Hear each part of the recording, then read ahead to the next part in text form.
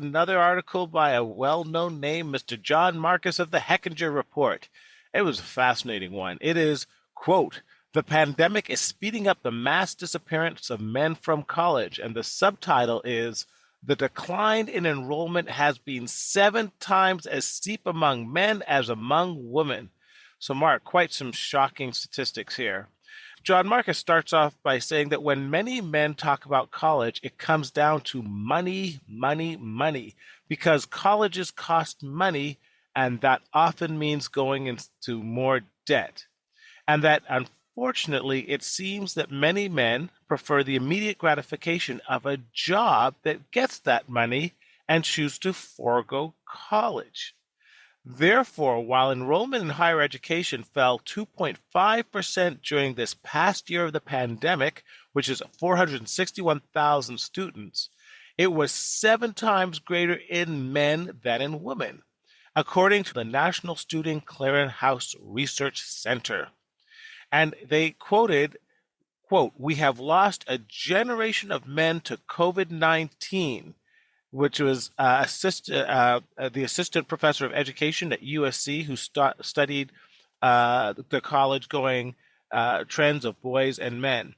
And he said this is a national crisis, according to Luis Panwan, a Texas A&M professor. So the question is, why is that? And there was a couple issues that they talked about. Number one, they said it aligns with the perception that to be a man is to be self-sufficient, but for girls, they often feel about it's even more important to invest in education for greater benefits down the line. And so before I throw it into this discussion, Mark, I just want to do 2 quotes by Mr. Panwan. And the first one is, quote, "Despite the allure of a paycheck versus going to college." Sorry. I have the quote right here because you stole my thunder. You want me to read it? Yes, please do. Yeah, I've got it right here. Yeah, That was like I say we are really simpatico because I had this one ready to go. no So problem. here's the quote. "Despite the allure of a paycheck versus going into debt and spending years pursuing a degree, the reality is that a lot of these young men at 17 or 18 years old end up working 12-hour shifts, getting married, buying a truck mortgage, and by the time they're 30, their bodies are broken," Panwahan said. "And now they have a mortgage, 3 kids to feed, and that truck, and no idea what to do next." Well, that's a great segue, Mark, because I was about to say, let's segue into the conversation. So first of all, I am so thankful and grateful to Christy, who's a college and career specialist in Virginia, for giving us this idea to talk about this. So a little bit of background. You know, got an email, one of our most dedicated listeners, and who happens to also be a counselor working with these students going off to college in a public school. And she said, "Mark, it's killing me. It's breaking my heart. We're absolutely losing our men. I love your podcast. I've been through most of the episodes. I heard the article you talked about Kenyon Zdeen saying where are the men, but I don't actually know if you have really addressed the issue of what's going on with our men that we're losing." And I was like, wow, she's right. That's an incredibly important topic. And I actually don't remember, Dave, either with you or with Anika. Yeah, we talked about that one article from the Dean of Kenyon when she, acknowledged like basically, there's affirmative action for men. Other if we didn't have it, we wouldn't have anywhere near gender balance. And guess what? The women don't want that either. And so we talked about that, but we never really gotten into some of the reasons why. And so what I said was, wow, I'd be happy to do this, but we've got a lot of questions right now. So we're going to be backed up about 12 to 14 weeks before we can get that. But I said, here's what I promise you I'll do. I said, I will find an article that addresses this, and that way we can get this topic on much sooner.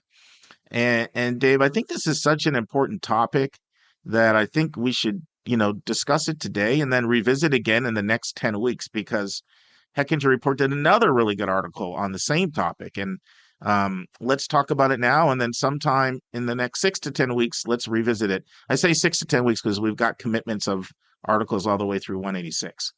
So that's just a little background, and I'm really grateful to this. So several things going on here, and this article surfaced a lot of the reasons, why we're losing men. It starts out with a quote from a senior at Worcester High School in Massachusetts that says, "I didn't think I was going to college. I didn't think I was smart enough. And I doubted this my whole life." And Dave, this got me thinking of what happens at an early age for our men. I'm talking about elementary. When women are more mature, well, they're girls then. We're talking 5 and 6 and 7 year olds, right? Yeah. They're more mature. Here's another thing. Most of the teachers are females.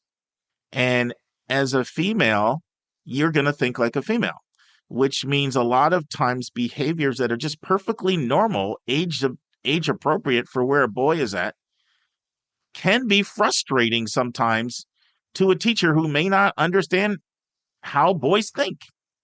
And so boys pick that up and they kind of check out at an early age.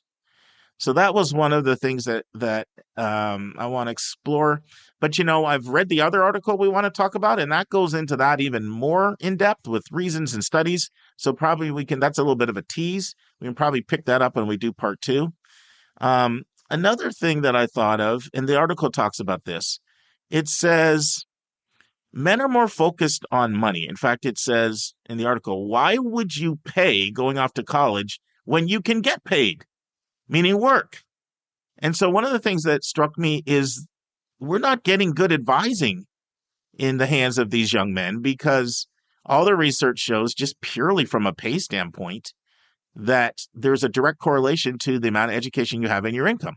People with professional degrees make more than people with masters. People with masters make more than people with bachelors.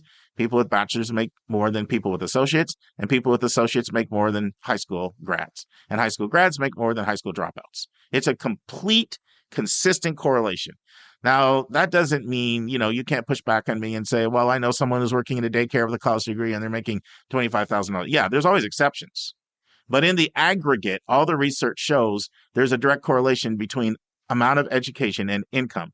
And so we've got to get better counseling to these young men if they're dropping out over money, because, yeah, sure, maybe you can make $15 an hour at 18, and that might seem really great. You can get that truck, you can impress your girlfriend, whatever.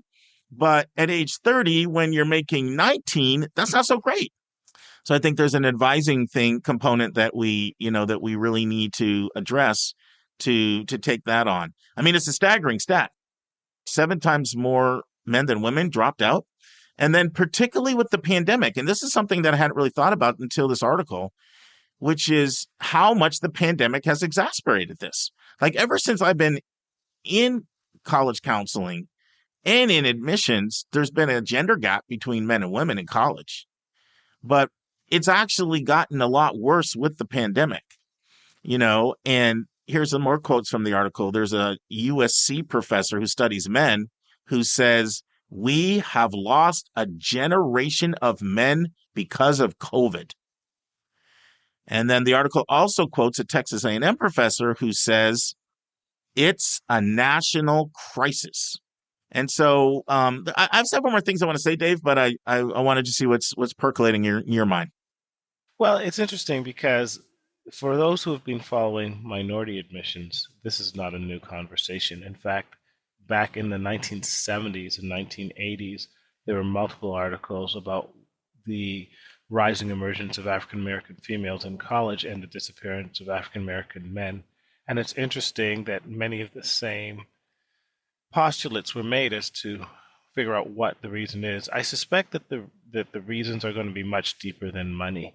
I suspect that they're going to be related to the same type of social breakdowns we're seeing in the white families in terms of marriage rates and so forth, as we saw in the African American, as well as the changing technocratic nature of our society that's causing colleges to be, in a variety of ways, more appealing to women than men.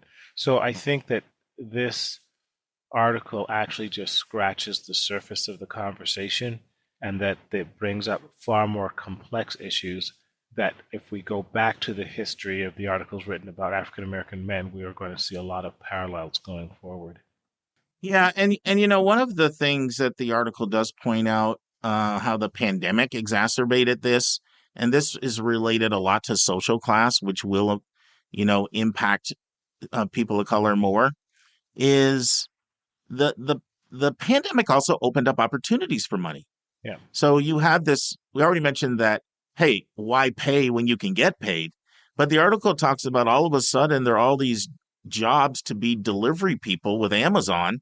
My niece worked for Amazon in Whole Food stores, stocking orders. And it was like 15 an hour plus overtime, she'd get time and a half. And so it kind of, you have the little bit of the allure of, wow, I can turn around and maybe make 15 or $20 an hour. That's really good money. You're going to say something, Dave? really good money, but they're lousy jobs. Well, they are, but you have to look at it from a mindset of an 18-year-old that maybe questioned their confidence, whether they could do well in school anyway. Yeah, That's maybe worked $7.25 for minimum wage before, and all of a sudden they're seeing, okay, I can work $15 an hour, and with overtime I can make 23. Like if we put ourselves in their perspective, that doesn't feel like a lousy job. In fact, because a lot of times this is correlated with social class, these aren't necessarily people who are growing up thinking that they're going to be doctors and businessmen and computer scientists and educators and engineers and architects and mathematicians. Like that's not their baseline the way you and I grew up. that's good. There were some other interesting things in the article. It talked about a Brown researcher said that boys have a lower attention span and they just have a harder time focusing and staying in school. And it actually gave a stat that men are 9% more likely to not complete high school, than women. And so, I mean, I think this is such an important topic, Dave, that we need to talk about. This isn't one of those things we can just talk about one time. I think we really need to revisit it. And by the way, it does have ramifications for college admissions as well, because something I've always said, which is schools want what they don't have, right? So the less likely men are to go to college, the more men become prized in the college admissions process. And the more it creates a gender gap and makes it harder for a young woman with similar academic credentials to be seen as competitive. And I know that feels unfair, but we've said over and over and over again that colleges are concerned not so much with honoring individual meritocratic behavior, but they're thinking about the entire class. And they're thinking about the entire class, and they'll get blowback from the women if they don't have enough men. And I think the national statistics are now, at this point, 60% of the college enrollees are women, only 40% are men. And made the point of saying that several decades ago that was reversed. It was 40-60 women, men. And, the social significance of that is if you're at a function, if every guy pairs up with every woman, half the women don't have the person of the opposite sex to pair up with in terms of social function. So it does create a social imbalance that goes far beyond just the academic realm. So it's a very serious thing, and when you look at the makeup of a college campus. Yeah, and it also becomes a serious thing because if the trend line continues to exacerbate, Yeah. literally the professor at USC is going to be proven to be right. I'll read his quote again. We lost a generation of men because of COVID. And the thing about this professor is he's an expert in studying why men drop out. And so this is not just like, some art history professor like popping off with his opinion on something. Like this is his area of concentration and focus in his scholarly research. And so, boy, I hate to be so dour, Dave. I feel like this is not a pick-me-up article, but, we got to keep it real. In market, to be honest with you, it's a teaser article. There's a saying that statistics are like a bikini. What? I haven't heard that one. Where are you going with this, man? Oh, Every time, first time bikinis come up on our podcast, where are you going? what they reveal is interesting, but what they conceal is absolutely vital. So, Oh, that's a good one. That was a good line. I might so have to use that one. I was like, oh, Dave, where are as you a going? bikini You're out article. on an island, man. I can't help you. But the bottom line is a teaser article. The fact is, I don't believe the real reasons are just money. I believe it's multifactorial. I believe it has to do with the challenges the family is having right now, the technocratic change in our society, and many of the jobs that are available in college aren't as appealing to men. And also, as you say, the challenges that we've had educating men in a new environment and with new rules. So it's multifactorial and complex, and it bears revisiting because I think as we plumb the depths of these articles, we're going to say, oh, here's another reason and another reason and another possible explanation to lead to what's become a very ominous trend. So I just want to say that this is not the end of the story. Money is a factor, but it's much deeper than this. No. But I mean, I didn't see the article as only saying money. I thought it hit a lot of different points. But your point is well taken because when I read the other article we're going to discuss in the next 10 weeks, it did bring in some additional factors. But Right. a couple other things the article said is that it says men are raised where the mindset is to be self-sufficient. Yeah. And so the idea of having a job where you can be independent versus going in debt and paying somebody can be appealing. And then another thing it said in the article, and I thought this was a good point, particularly for under-resourced families. It talked about how during COVID, a lot of times the male and the female as well, but the male student took on a job literally to help the family with their financial needs. Yeah. And it was very difficult for some of these men to walk away from that. They literally felt like I'd be walking away from my family obligation. It reminds me how like sometimes Dave, an entire family might work in the restaurant to make the restaurant, work. And I never had thought about that before. Like what if you're literally wondering if you're going to eat? I mean, we saw how long those lines were at those food pantries. So the 16 to 18-year-old takes on a job to help the family out.